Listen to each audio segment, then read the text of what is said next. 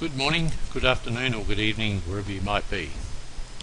Here's a nostalgic look back at technology for all those who are in love and for all those who can remember.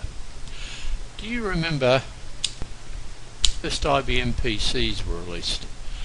And I can very well remember a senior IBM person said, one day there will be at least 100 of these around the world. How wrong he could be. The paperless office. I can very well remember when the experts told us there would be virtually no paper records in an office. We would not have clutter. But I'm afraid it hasn't worked out like that.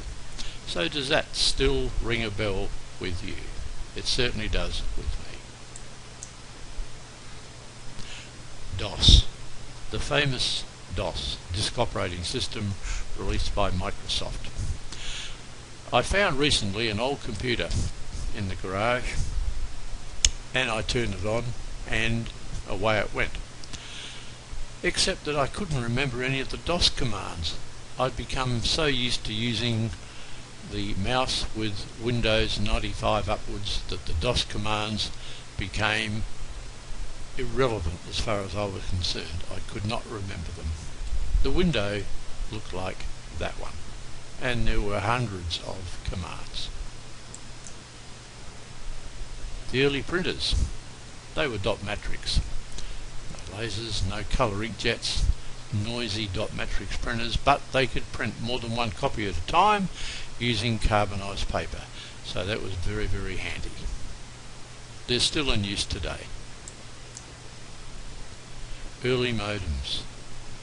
Well, they downloaded data, but it was so slow that people almost jumped out of Windows waiting for them to download the data. And graphics, well, you just didn't download graphics with those early modems. Mobile phones.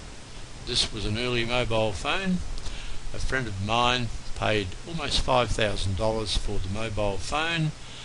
It was so heavy that you needed a herd of elephants to carry it, and they've certainly changed over the years. But that was how they started off. That was how they were born.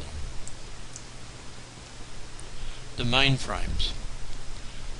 Well, white coats, concrete floors, air conditioning, you needed those before you could go into the room where the mainframe was housed.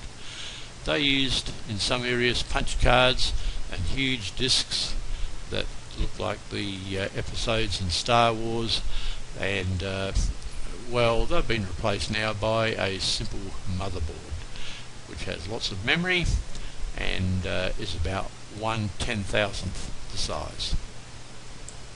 So, the future. Where will we be in 10 to 20 years' time? We'd love to have your comments and any suggestions that you might have as to where technology will be. So again, thank you so much for watching.